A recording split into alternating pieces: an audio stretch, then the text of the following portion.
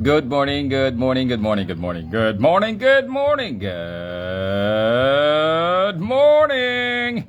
Good morning po sa inyong lahat at welcome po sa ating channel Ode Alteram Partem. Let us hear the other side. Ito po ang inyong host, Jesus Sukgang Jr. Again, sana kayo ay malusog, masaya at masigla kasama ang inyong pamilya at kung kayo nag-iisa ay masaya kayo sa Panginoon. So salamat po sa Diyos, sa Panginoon at sa Espiritu Santo. So welcome po sa ating channel. Again, i-refresh ko lang po kayo sa tinatawag na mind sharpening. O po, umpisahan po natin.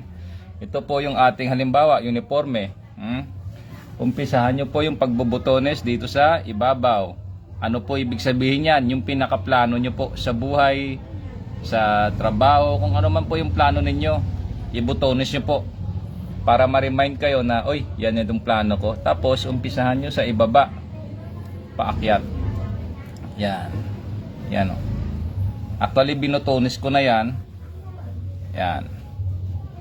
So, each time na gagawin po ninyo iyan, papasok kayo ng trabaho, maalala nyo po yung inyong pinaka-plano sa buhay. At kung ano po ang inyong objective or target na maabot sa inyong profesyon. At kung sa mga, halimbawa, sa sibilyan naman, abay, pwede din po. Ito.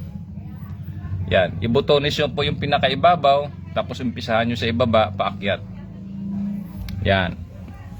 Bakit po ganyan? Kasi araw-araw, at least ma-remind ka po na start the day right, do things right, and the day right start with your right hand, right foot. Akyat baba ng hagdan, labas-pasok ng pinto, pagsuot ng damit, everything, umpisahan lagi sa kanan. Ano si English yung kanan?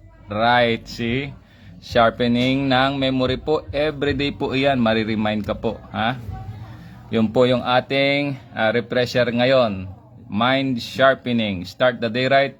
Start with your right hand and right foot. Pati po yung pagbubutones ay sana makatulong po iyan sa inyo sa anumang paraan na nais ninyong gamitin. At again, good luck po sa inyong mga career. Antabay lang po tayo kasi sa ngayong araw plano ko po mag segmented po ito. Hindi ko na po pag-ilagay muna sa isang video yung gusto kong sabihin. Kaya diyan po tayo nagtatapos ngayon sa ating ibig sabihin yung ating mind sharpening po for today. So salamat sa Diyos, sa Panginoon at antabay po, maya-maya ulit magla-live po ulit ako at iba na naman po yung topic na aking itatackle. Again, shoutout sa aking mga magulang diyan sa Iloilo City, sa aking mga kapatid, sa aking mga relatives, shoutout sa inyo, sa aking mga kaibigan. At ito po, bakit po ba Coast Guard napili ko? Yan kasi ako dati last June of 2025 active pa po ako. Yun ang pinakahuli ko. June 13, sinibak pa ako ng June 13. So, yan, wala po akong magawa kaysa magmumukmok. Yan ang gawin ko. Mind sharpening po at lagi tayong mag-aral po. Opo, lagi tayong mag-aral.